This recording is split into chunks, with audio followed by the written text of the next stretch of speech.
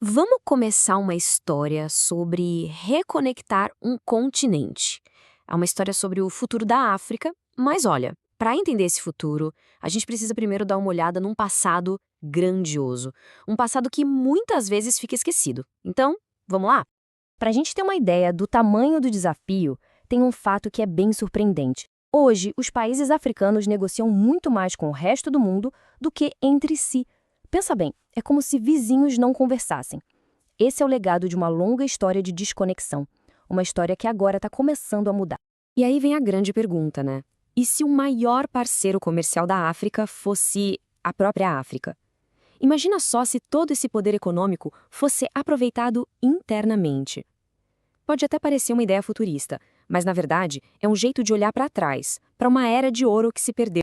Para entender de verdade o que está em jogo hoje, a gente precisa primeiro desenterrar uma espécie de superestrada econômica esquecida. Não uma de asfalto, claro, mas uma rede de comércio e de ideias que moldou o continente séculos atrás e que guarda as chaves para o seu futuro.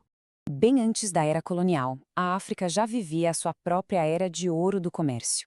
A gente está falando de redes comerciais incrivelmente complexas, ricas, que conectavam o continente de dentro para fora.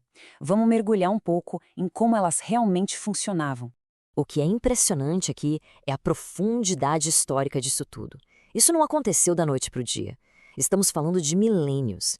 Desde o antigo Império de Kush, com sua economia próspera, passando pelo poder de Gana com seu ouro, até o Império do Mali, liderado por Mansa Musa, que, olha só, foi possivelmente o homem mais rico de toda a história. E, finalmente, Songhai, que fez de Timbuktu um verdadeiro farol de conhecimento. E por falar em Timbuktu, é bom esquecer aquela imagem de um lugar remoto, perdido no tempo. Timbuktu era como a Nova York da sua época. Não se tratava apenas de comércio de sal e ouro. Era uma universidade a céu aberto, um centro vibrante onde o conhecimento era, talvez, a mercadoria mais preciosa de todas. E essa ideia é fundamental.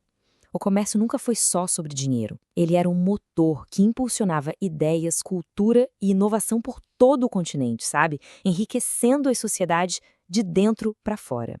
Mas aí, essa era de ouro chegou a um fim bem abrupto. A história deu uma virada sombria. O mapa da África foi literalmente redesenhado por forças externas. E as cicatrizes dessa divisão são sentidas até hoje. O ponto de virada foi a famosa Partilha da África. As potências coloniais europeias basicamente dividiram o continente com réguas sobre o mapa, ignorando completamente as redes comerciais, as culturas, os povos que viviam ali. As antigas rotas foram simplesmente cortadas e substituídas. E aqui a gente vê essa transformação de um jeito bem claro. De um lado, uma rede interna, vibrante, que existia para o benefício de todos ali. Do outro, um funil. A nova infraestrutura, ferrovias, portos, não foi construída para conectar os africanos entre si, mas sim para extrair a riqueza do continente e mandá-la para fora. Mas claro, a história não termina aí. Hoje existe um esforço monumental em andamento para reverter esse legado. O objetivo? Reconstruir as pontes, tanto as literais quanto as figurativas, que foram destruídas. É aqui que a nossa história volta para o presente. A peça central desse esforço de reconstrução tem nome: AFCFT.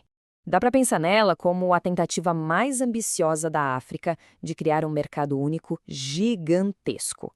A ideia é simples, mas ao mesmo tempo poderosíssima: derrubar as barreiras coloniais e, na prática, recriar a fluidez daquelas antigas rotas comerciais.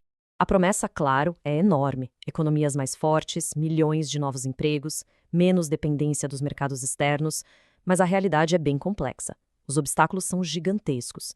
A gente fala de estradas e portos que não existem, fronteiras cheias de burocracia e a sombra da instabilidade política. E isso nos leva, então, ao futuro. O sucesso dessa grande visão não é algo garantido, né? Depende de transformar os planos em realidade, de construir um futuro onde a riqueza da África seja finalmente forjada e mantida dentro da própria África.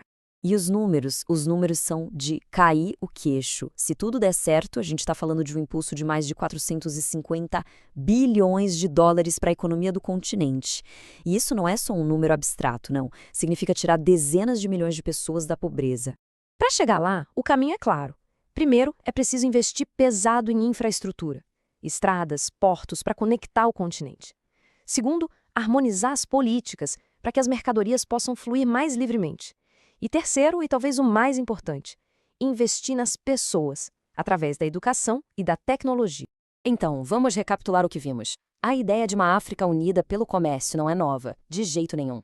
É, na verdade, a redescoberta de um passado muito poderoso. O colonialismo quebrou essa conexão e agora a AfCFTA está tentando consertar isso. Mas, como a gente viu, o caminho é longo e cheio de desafios. E isso nos deixa com a pergunta final. Ao olhar para o passado de impérios como Mali e Songhai, fica a questão: será que a África de hoje vai conseguir aproveitar essa herança toda para forjar um novo futuro de prosperidade compartilhada? Bom, a resposta para isso está sendo escrita agora.